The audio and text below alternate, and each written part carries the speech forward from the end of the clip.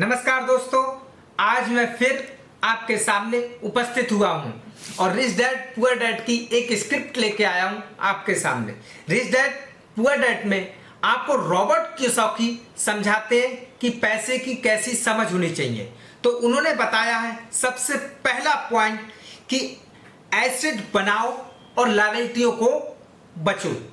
Liability और asset में अंतर क्या होता है? एसेट्स वो वस्तु होती है जो आपको फ्यूचर में या फिर निरंतर इनकम देती है, जैसे कि रियल एस्टेट में इन्वेस्टमेंट करना, अपने स्टॉक्स में इन्वेस्टमेंट करना या गोल्ड में इन्वेस्टमेंट करना, ये सब एसेट्स हैं। लायबिलिटी वो वस्तु जो हमारे लिए जिम्मेदारी है लेकिन जरूरी नहीं है।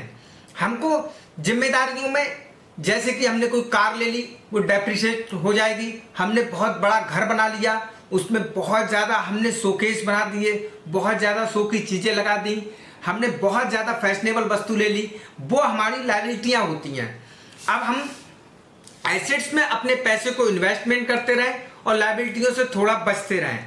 दूसरा, पैसिव इनकम। दूसरा point rich dad poor dad ने कहा है कि पैसिव इनकम का सोर्स जरूर बनाएं।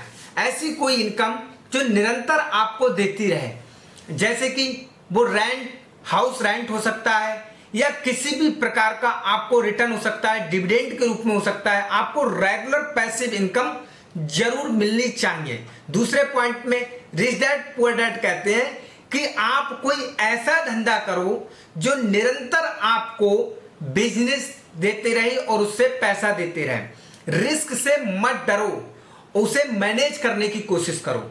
तीसरे पॉइंट में रिच डैड पुअर डैड समझाते हैं कि आपको रिस्क लेने से डरना नहीं चाहिए कभी। जो भी कार्य आपको करना है आप कीजिए और लगन के साथ कीजिए, मेहनत से कीजिए और आपको कैलकुलेटेड रिस्क होना चाहिए।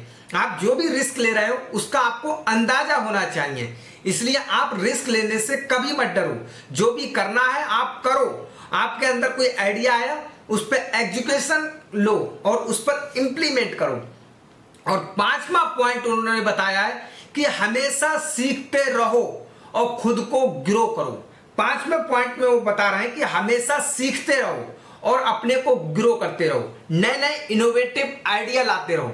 कोई भी कार्य आप करना चाहते हो तो उसमें इनोवेशन लाओ, उसमें नए एजुकेशन करो और आप इंप्लीमेंट करते रहो। आपको एक दिन कंटिन्यू लगे रहो, जो भी नया नया कर सकते हो उसमें वो जोड़ते रहो और आप लगे रहो। एक दिन कामयाब जरूर हो जाओगे। इन पांचों नियम को आप फॉलो करते हो तो आप जरूर अपने एक एंटरप्रेन्योर की जर्नी, सक्सेस जर्नी बना सकते हो। मेरे चैनल को लाइक कीजिए, कमेंट कीजिए, सब्सक्राइब कीजिए।